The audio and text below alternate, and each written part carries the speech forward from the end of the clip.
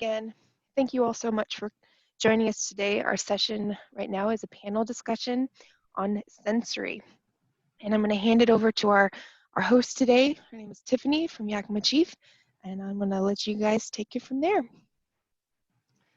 Thanks so much, Nicole. Thank you everyone for being here, and a special thanks to all of our panelists who are joining us. So the session today is really just an opportunity to glean some insight from industry experts about how to utilize sensory analysis in a brewery regardless of the size. And we really want to talk about what you want to talk about, so please use the Q&A box and ask us lots of questions, and I'll do my best to keep an eye on it and ask our panelists to answer them. We do have a fabulous group of experts today. We have Lindsay Barr she is the CSO and founding partner of Draft Lab. We have Tommy Yancone, the sensory coordinator at Yakima Chief. We have Jackie Beard, who is the quality and sensory manager at Bale Brewing here in Yakima. And Bob Galligan, who is the quality sensory coordinator at Surly in Minnesota. So thank you, everyone. As most of you know, the speaker bios are on the website, so I'm really not going to read through those. You can learn more about all of our speakers there. I'm just going to actually let each panelist introduce themselves and tell us a little bit about what they do. So we'll start with you, Lindsay. All right. Hi. Thanks for having me, Tiffany. It's always a good time to see you guys and get to talk with other sensory professionals. My journey to sensory professionalism was, started like many years ago. I went to UC Davis and studied food science and technology after getting a degree in biochemistry and molecular biology. After realizing that was kind of not that social, I decided to go into the wide world of sensory analysis. And so I studied fermentation with Charlie Bamforth, and focused on sensory and beer. I spent most of my career up until now at New Belgium Brewing Company. I was the sensory and consumer research specialist there for about 9 years.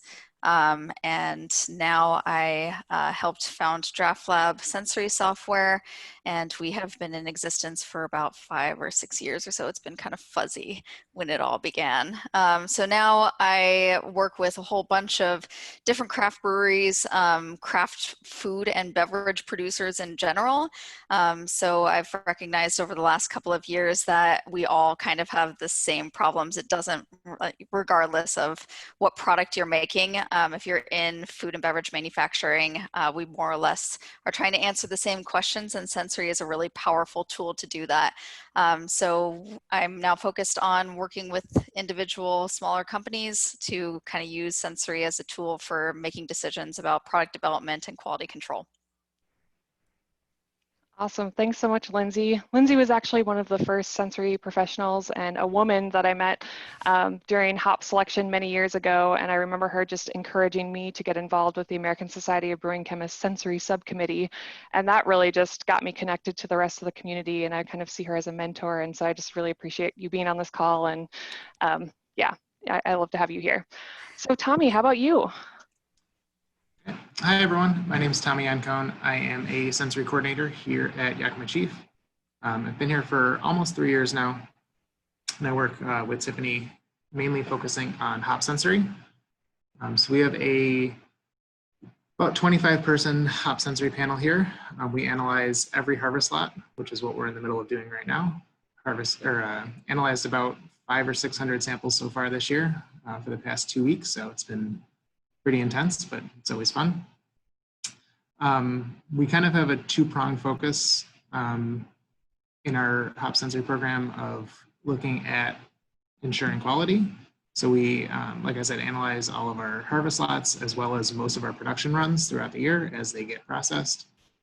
And then we also do some R&D looking at new experimentals from Yakima Chief Ranches, our breeding partners. And a little more about me, I guess, because that's more of what I should have been talking about. I started in the brewing industry at Southern Tier Brewing in New York. That was about 5 years ago now, doing just lab and quality stuff, and then moving into focusing on sensory for my last year or so there. Mostly doing production release, but also a little bit of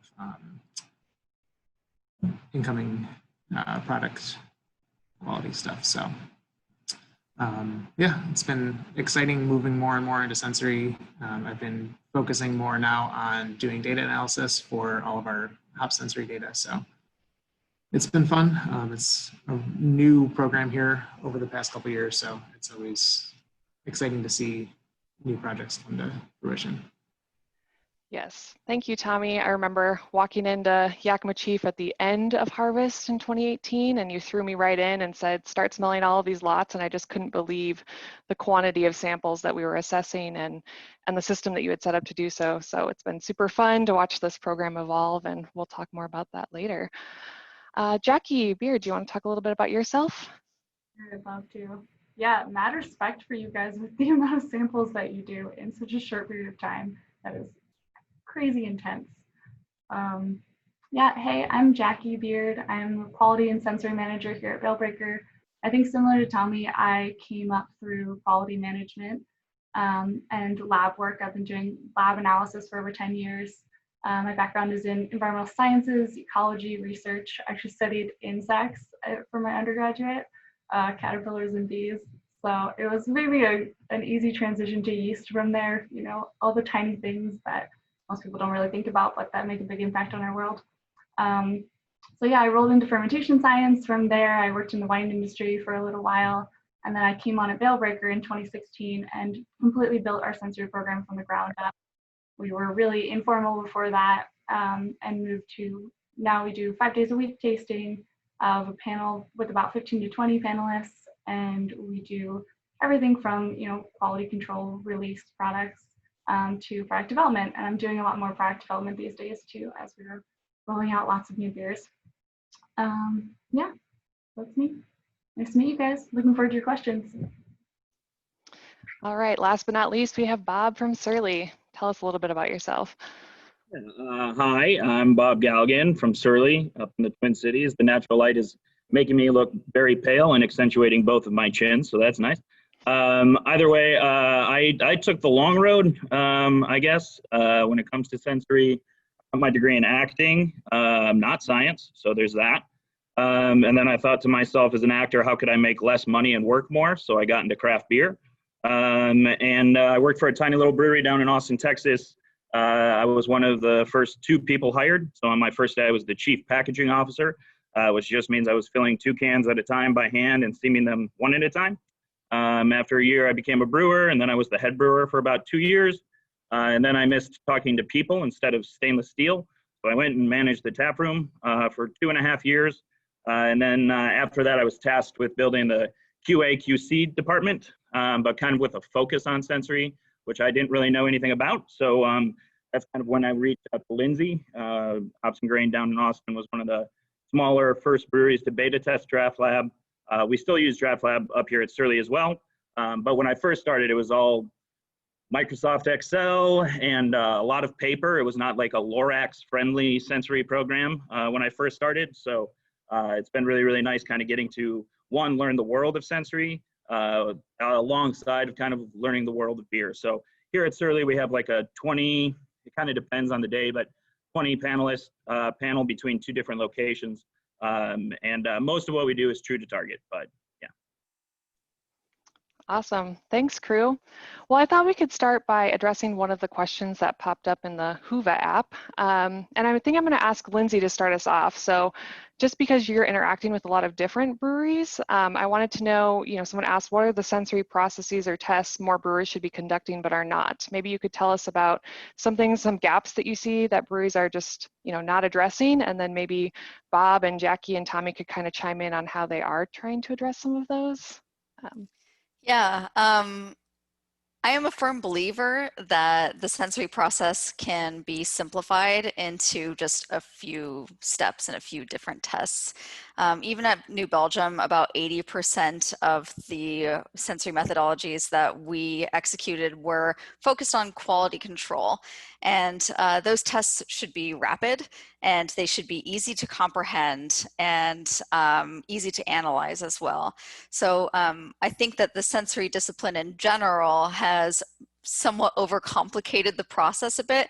ASBC has, and I was a sensory subcommittee chair for a while, we had 18 different sensory methods. The ASTM, for example, has over 30, and each of those are 30 pages long, and it can be really difficult to really understand, like, where do I start? I know that I should be tasting, but what are the methods that we should be using? So I'm a firm believer that the two main methods that people should be using is one, the descriptive test, and that's not descriptive analysis. It's just, how do I describe my product so that you can make target descriptions for quality control. And then once you have really solid, robust target descriptions for what it is you're trying to make or what you are currently making, then you can move into the quality control realm to understand any kind of variability. Did I achieve my target? Am I seeing any underlying problems? And that can be a really simple method called the true to target method. That's what we call it. It also goes by the name true to brand, go, no go, in, out. I like true to target because it kind of takes the pressure off of the sensory panelists to make a decision about the product. They're basically just saying, is it that or is it not? And they can be very objective about it. And why I like that test is because it forces a binary decision by the panelists, but the decision is it that or is it not? Should I dump it or not should I dump it or not, if you know what I mean.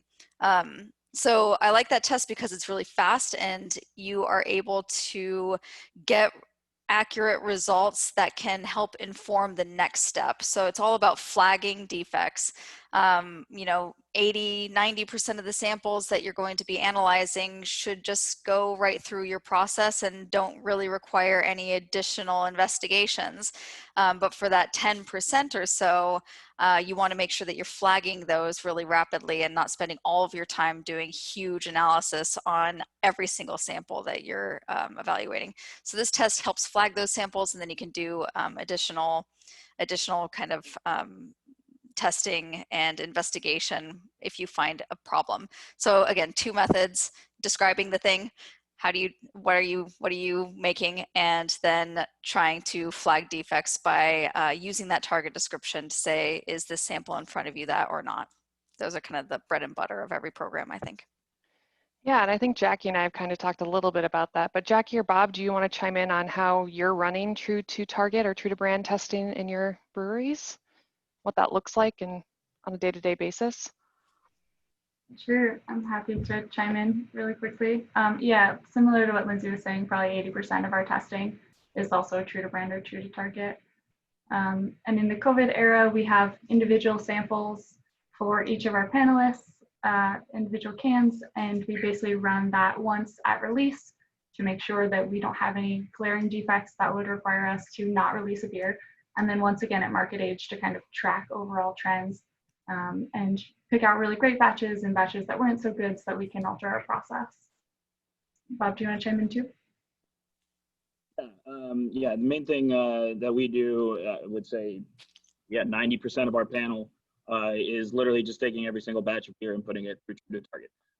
Now, having said that, we are very particular, especially, I call it in the before times, which is pre-COVID, making sure that all members of our panel were trained very specifically on different attributes of say, like, this is the attribute of Furious, like, caramel biscuit, that kind of characteristic, to make sure that they know what the brand description is actually telling them.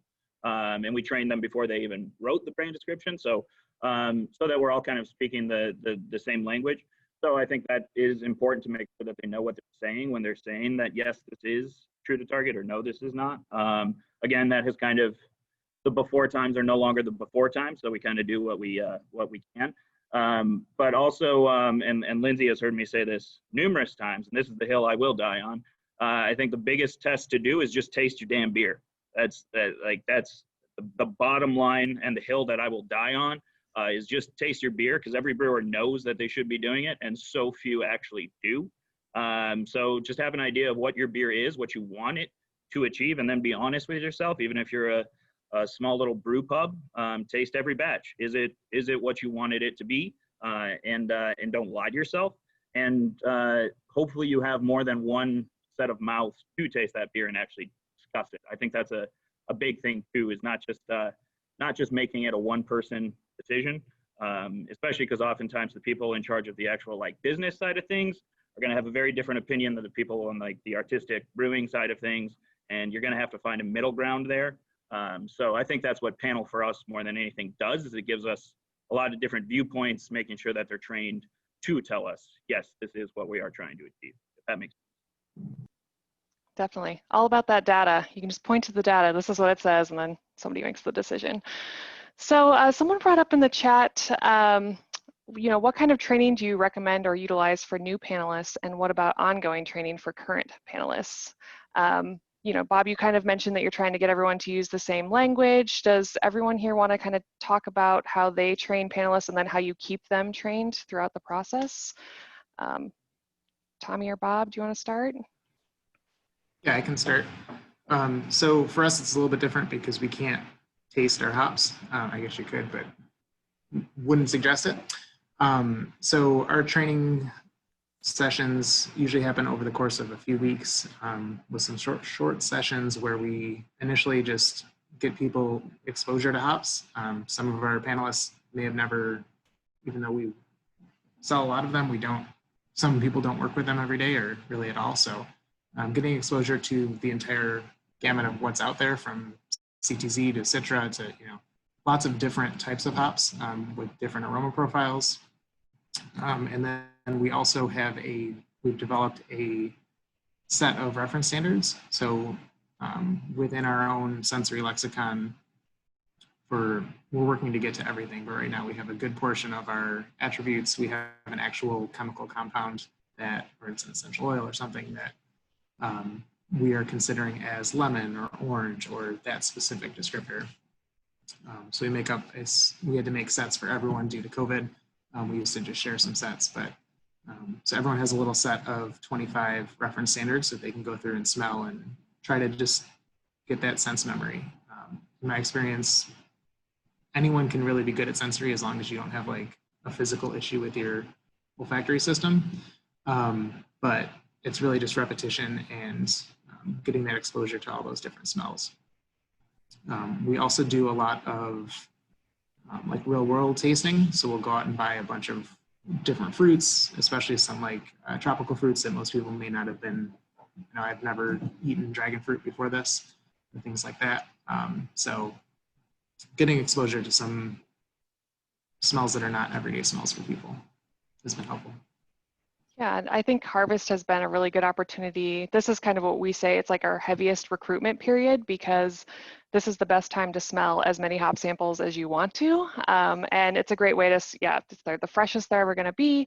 It's a really fun way, we maybe aren't using everyone's data, but we're just exposing everyone to all the hop samples as they come through. So if people come to me and say, I'm interested in joining Hop Sensory Panel, I'm always like, well, sign up for Harvest Sensory, because this is the best way. There's nothing that can substitute from just tasting your beer or smelling the hop samples that are coming through. So it's a fun time, and I think we have a few new people who are going to be ready to formally train at the end of this. But Bob or Jackie, anything else you want to talk about training-wise? How you keep panelists validated? Yeah, keeping them validated is it can be an uphill battle. For me, it's kind of like Tommy was saying. I mean, the reference standards I think are really the best way to make sure that they know what they're talking about. I also find that reference standards are super engaging. Because a lot of my panelists are production employees, they're packaging, brewing staff. They're not people who have ever studied sensory. So putting a vial in front of them that they don't know what it is, or a jar that's covered so they can't see inside. And like when we were first training, in a lot of our like hazy IPAs, one of the biggest attributes was mango. And I put mango in a jar so they couldn't see what it is, passed it around, they smelt it. No one guessed that it was mango. So I was like, this is a big issue, guys, because this is literally our #1 attribute that you all keep saying that these beers are, but you don't even know what it is. So we're going to pass it around and really like lock it in. That's mango. This is orange. This is the difference, So I think that's kind of the most important part. And also reference standards can be, depending on, who you're buying them from or whatever, expensive. We make a lot of ours from Sigma Aldrich, and It's not like terribly expensive, but it is, you know, I need a fume hood in order to make them technically. So, but I think a lot of times people often overlook that the largest reference standard closest to you is your grocery store. It really doesn't cost a lot of money to go and literally pick up different fruits, different vegetables. You know, there are resources online that can kind of help you. There are different home brewing resources. Actually, the coffee world has a really good reference standard manual. So I think kind of putting into practice just literally smelling basic things is pretty important.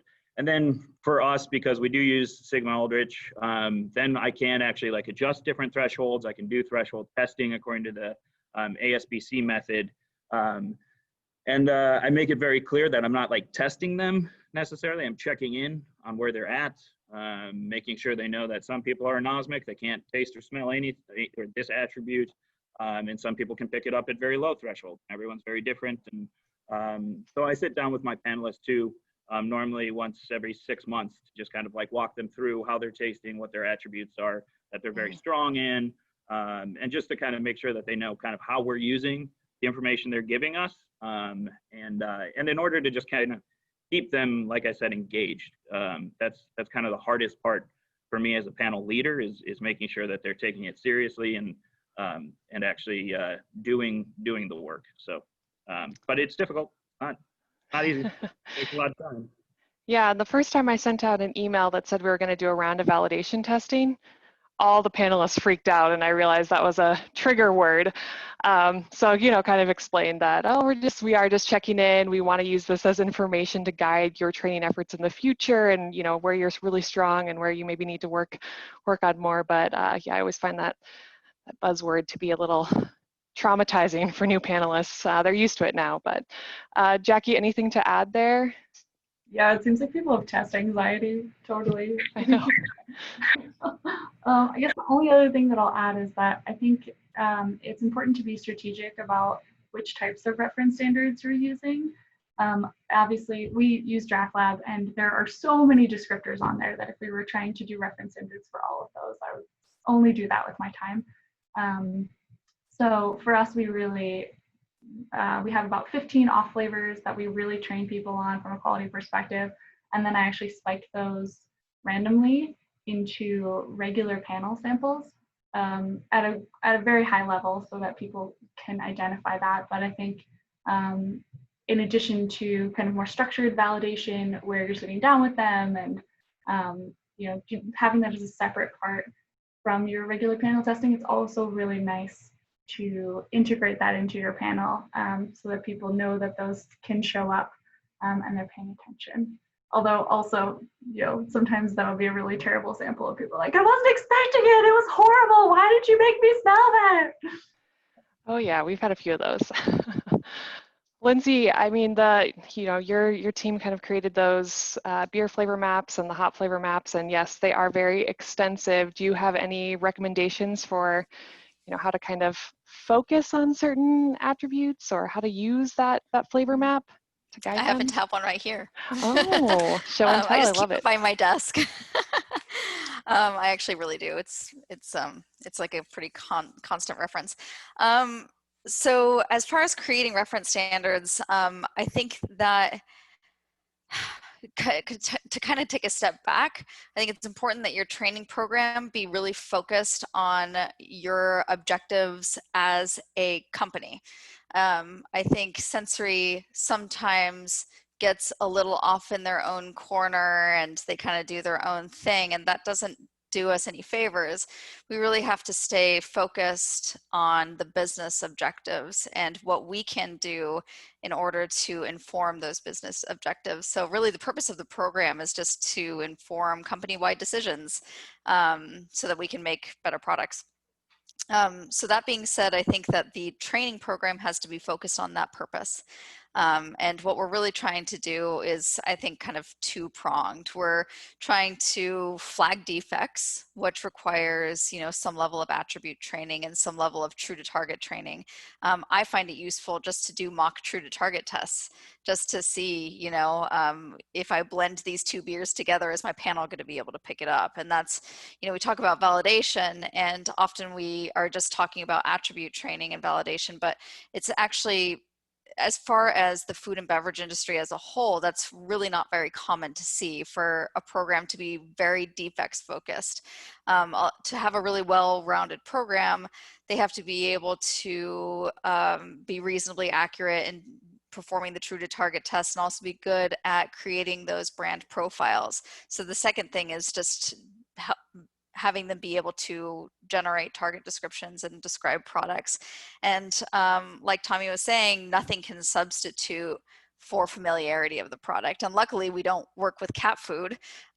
So we can be really familiar with it because we can drink it like daily. One of my first tasks at New Belgium was to have a fat tire every day. I'm like, sweet, I can do that. So really nothing can substitute for that familiarity with the product and just being mindful about the evaluations that you're doing with it. So to actually answer your questions, to kind of like utilize reference standards for that. A reference standard can be anywhere from, what we would consider to be a really good representation of the product that we're trying to make. That can be a reference standard for that brand. So giving it to your panelists and saying, this is the thing that we want to make. I want you to spend time with it and get to know what the flavor is, and to like point out, levels of caramel and, the lack of defects and that kind of thing. So that could be a reference standard. Another fun reference standard could be like an orange, like Tommy was saying too. Those grocery standards are really nice too, because part of what we're trying to do with these reference standards is increase our panelists' lexicon that they have at their whim to use for descriptions. If you can see, a really untrained panel will come up with descriptions that say like hoppy and beery. And what we're trying to do is like give them language with those grocery standards. That's the intent. Do they need to know the difference between a grapefruit pith and a grapefruit juice? Like, no, that nobody's going to dump a beer because it was more pithy than juicy. And so what we need to do is really be pragmatic about the level of training that we give our panelists, knowing that we are not in the academic world. We are in a production facility, and we have to kind of choose where we can best devote our time. So. Preach. Thanks. I did have a few questions pop up that were talking a little bit more about like creating panelist profiles. And I know there was a question in Huva as well that was asking, can someone taste something in a beer that's totally different than what I taste? So regarding, sensory perception, how do you address differences between panelists, and do you actually have profiles that tell you what people are good at or what they kind of have blindness to? Does anyone want to talk about that? Or maybe how you wouldn't use a panelist to come make a decision? I don't know. Sure. We don't have anything official based on that other than for our 15 faults. People are blind to those. For example, we have one brewer who's blind to diacetyl, so we don't put him in diacetyl training.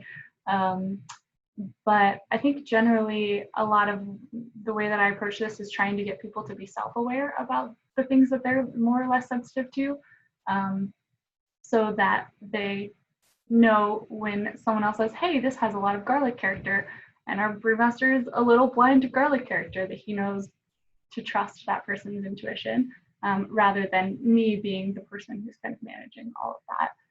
It's more, if you get people with different perspectives to taste together, and then they start to be like, oh, you're noticing that, I'm not noticing that, I'm noticing this, and then you kind of learn each other and what you're sensitive to. One way that we've actually utilized sample ox is actually more as like a training. It's obviously, consumer testing product, but for our internal panel, we've actually been able to use it, and it's great because it reveals the results right afterwards. So if we can sit and have everyone kind of assessing a sample, everyone's giving feedback, and then we click on that results page, it's really good to see oh, everyone said grapefruit and my bar isn't highlighted the right color, so I missed the grapefruit, and that sample is still in front of them. So we take that opportunity to say, re-smell that sample. Most people in this room thought it was grapefruit. Can you start to pick out that grapefruit characteristic? Maybe you were describing it as something a little bit different. Obviously, everyone has their own sensory experience and perceptions, but getting people to kind of recognize, if you're missing those higher bars, maybe just going back and spending more time with that sample to say, okay, now I was calling this orange, but it's clearly grapefruit or something. So I've really appreciated using that in a few different ways. Bob, anything to add about keeping your panelists on track or? Yeah, a lot of it for me is checking in with them. So I mean, like I do have like a tiny little file on the panelists. It's like 8 sheets, it's not much, but kind of see where they're at, and every now and then, again, sometimes quarter if we can, but half a year we'll kind of go through the attribute threshold testing to kind of see where they're at, who's good at what. But I think it is important. Just this past year, we've started doing VDK distillation, and because before that it was still mostly by aroma, and it's been actually really cool to see my panelists validated, to actually like have them be like, yeah, no, this is too high of diacetyl. And then the VDKs come back and it's like, yeah, that was like it wasn't huge over the actual allotted amount of diacetyl, but it was actually over threshold. So that's actually that's been refreshing for me. It's like the only bright side of 2020. But I think it is important though, because some panelists definitely, I'll put, even before we had the distillation, give them a sample. They'd be like, yeah, no, there's nothing. And I would smell it. I'm super susceptible to diacetyl. I'd be like, it's riddled with diacetyl. So it's kind of that balancing act. So knowing who not to put, certain beers in front of, who to put certain beers in front of. Even some of our panelists, aren't even necessarily fans of like hazy IPAs. They don't really like that. Like they're more like classic West Coast style people. So they're going to be a little bit skewed if they already are coming into the tasting not liking a certain style per se. Even though we try to break that mentality, it still kind of happens. So I think it's important to know, just to know your panelists, both what they can taste, what they can't taste, but also I think some of their personalities as well. We have some brewers who just it's never good enough for them. It's just never good enough. And it's just like, okay, like I understand that, like, thank you for being critical. Maybe loosen up, get some therapy, but thank you, I appreciate it. So I think it's just important to know who you're dealing with, I think, in a lot of scenarios. So. That's great advice. What if we shifted gears a little bit and kind of talked a little bit more about consumer data, and maybe you're creating a new brand, because we talked a lot about consistency and validating panelists, and I tend to be a method person. I love structure, but a lot of us are involved in innovation as well, creating new products, new beers. Lindsay, maybe you want to talk about a few examples of how you've seen sample ox or consumer data collection impact some businesses you've worked with? Yeah, the consumer question is really a fun one and it's often overlooked. So I'm really glad that the industry right now is starting to have more of a discussion around the importance of integrating consumer data into our research and development programs, and even in some ways into our quality programs. A lot of times, the smoke question is actually becoming interesting right now, and one of the questions is like, well, how do we know when smoky is too smoky in a product? I know that for beer it's not as big of a deal, but I was working with some winemakers recently and it is a really big deal. And what it ultimately comes down to is, what is the level at which consumers start rejecting it? And that's not really a question that we can answer very well in our facilities. We're very sensitive to our deviations in our product, but what everything kind of eventually comes down to is, are the consumers going to accept this or reject it? Are they going to be enthusiastic about it, or are they going to be kind of blah about it? That's why we're using sensory to be able to kind of make decisions in our process, because turns out humans are good subjects to predict what human consumers will end up experiencing. So we're very close to the consumer experience, and so it's an accurate representation using ourselves. So I'm glad that we're starting to talk about it, because what we do really internally is focus heavily on quality control. So having those brand target descriptions and being able to detect deviations. But before that can even be done, if we can create consumer driven specifications that feed into that target generation, then we've kind of hit the holy grail. And a lot of us have had this image of, the classical central location test where consumers do ballots that take them an hour. They get kind of drunk. They have to be picked up. They have to, it's very expensive. Consumer tests can cost upwards of $60,000, $70,000, $80,000 a pop. And so what we've been trying to do with SampleOx is try to lower that barrier to entry by just focusing on what is most important that we need to answer, which is, ultimately consumer testing goes into just two basic questions. What do people like, and why do they like it? And also on the flip side, what do they not like, and why do they not like it? And that can inform process decisions, raw materials decisions, that kind of thing. And so what we've done with SampleOx is just give the user the ability to answer those two questions really quickly from anywhere in the world. And given the fact that we are living in an experience economy and we're all kind of like starving for experiences right now, the tool is built to give the user, or the brewer in this case, or the hop producer in this case, the ability to engage with their consumers in a more meaningful way, at the same time as actually being able to capture some consumer insights. So yes, I'm glad that we're starting to talk about it. We don't have to go crazy. It doesn't have to be done in a central location.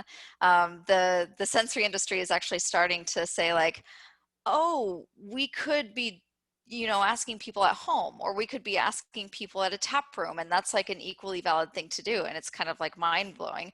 But I think that we've all kind of intuitively known that, and as long as we can have a structure and get enough numbers, we can get really actionable information from our consumers while having them have an interesting and fun experience with our products. So anyway, that was a lot of blah blah blah. No, it was good. Now, Jackie, I know we've had some conversations about how you run some consumer tests through the tap room. Did you want to give a few, examples of ways that are, it's pretty easy to implement and you found some success? Sure. Yeah, obviously our tap room is not open right now, so this is kind of a sad conversation for me. But yeah, we're definitely interested in utilizing SampleOx a little bit more within our tap room as well once we're able to reopen.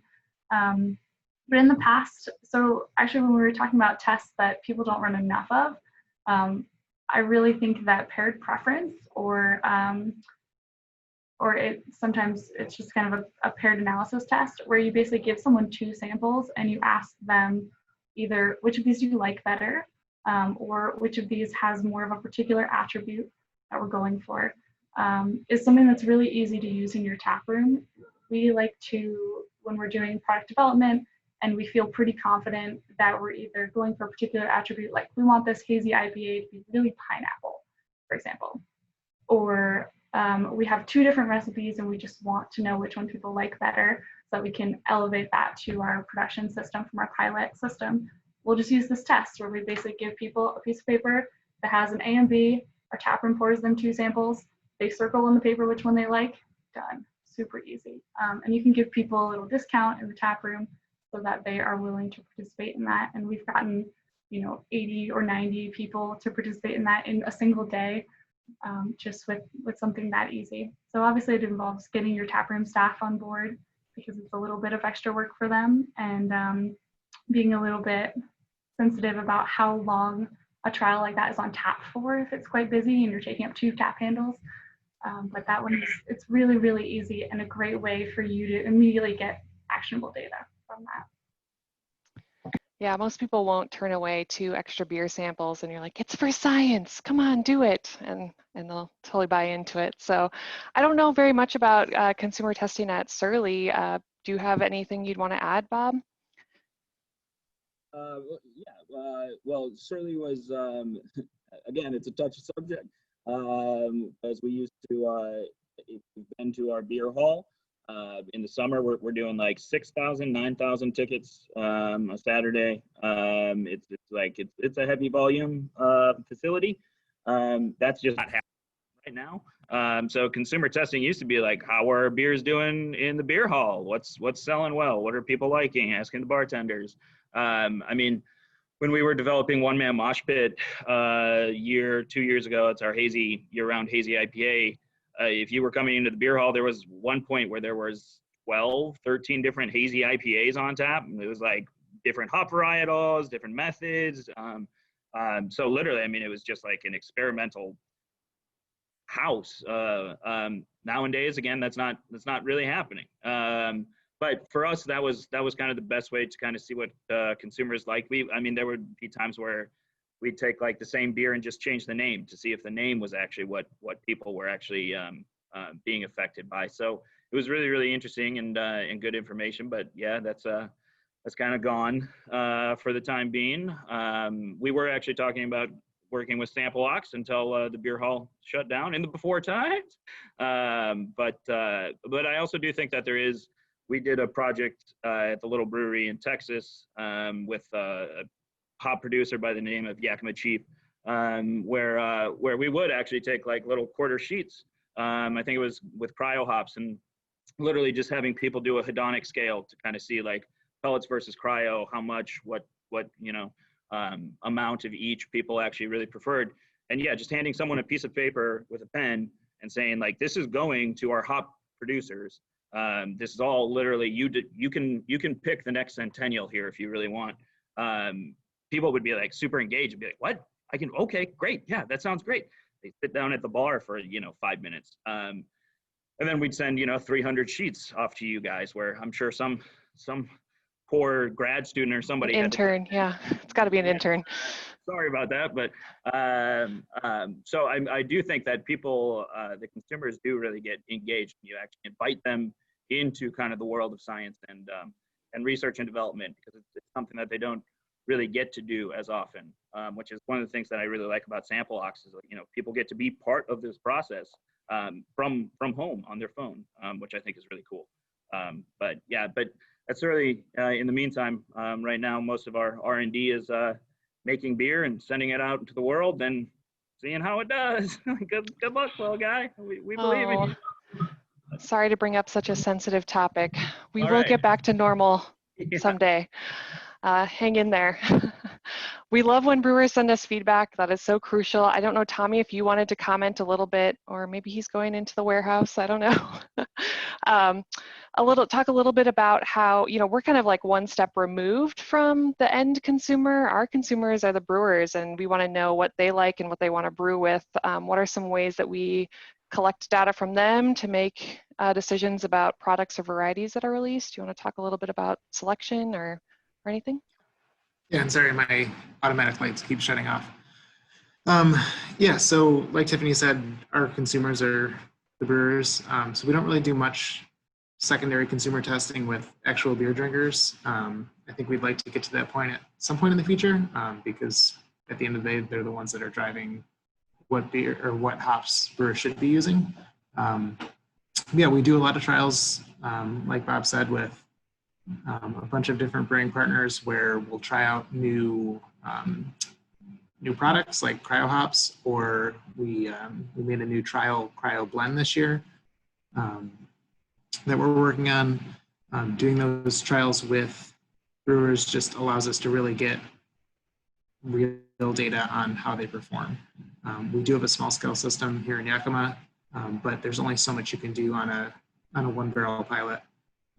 Getting it out in the field and really seeing how brewers interact with it.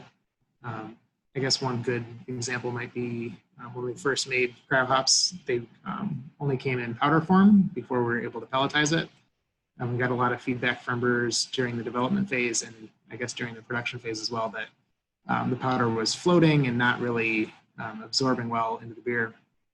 So that came back to us, and we worked with the production team to be able to actually pelletize it and make it a lot more usable of a product.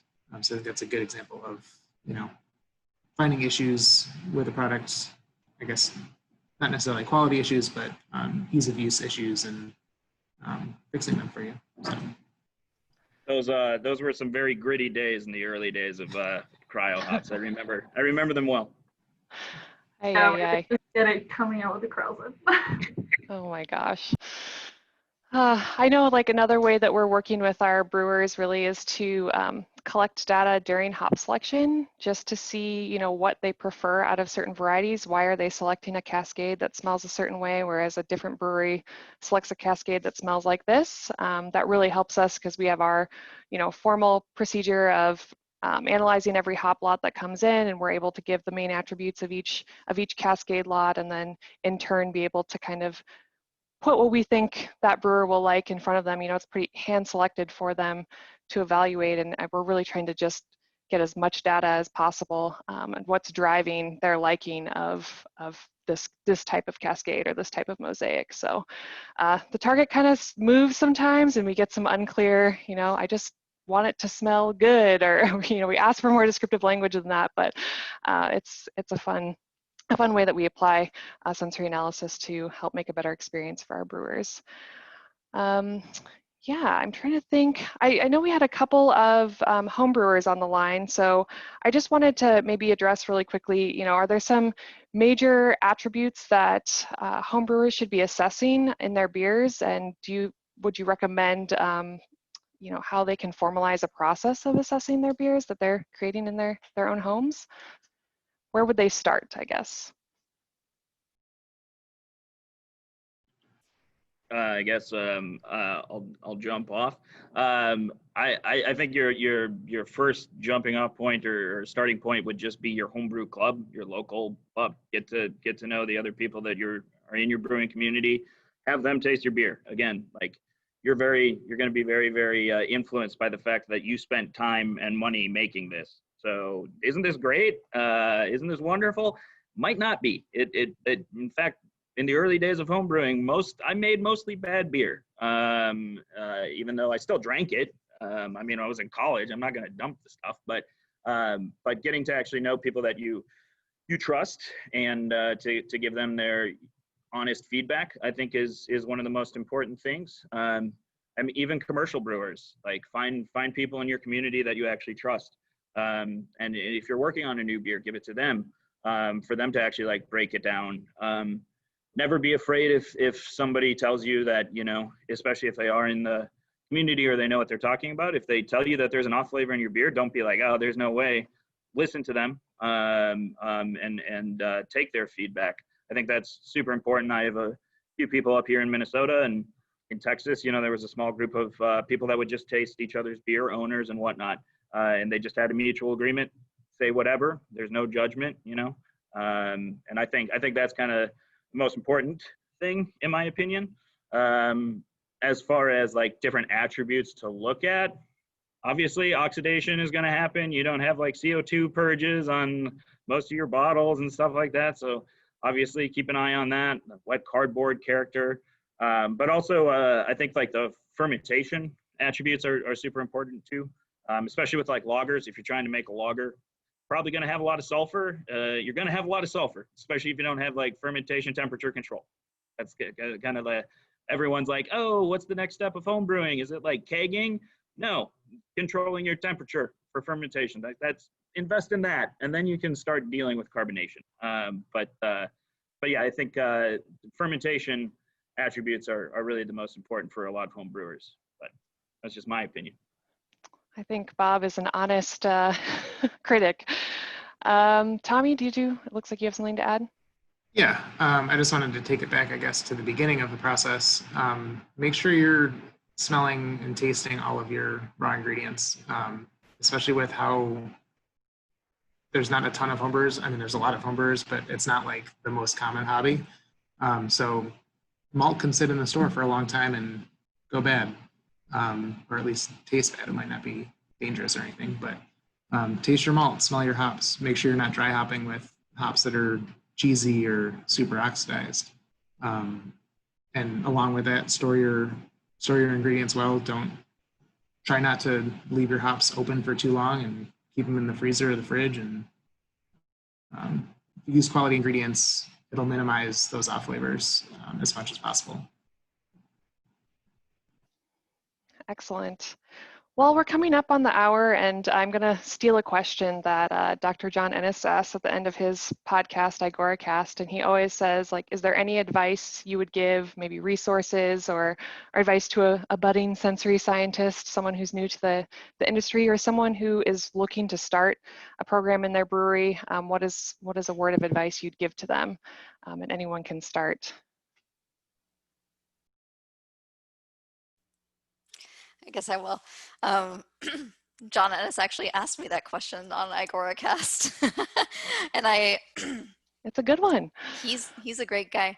I can't remember what I said to him, but what is coming to my brain right now is just to kind of be, like I said earlier, just continue to test all of your activities and your focus and the time that you spend training your panel or executing sensory tests or analyzing data.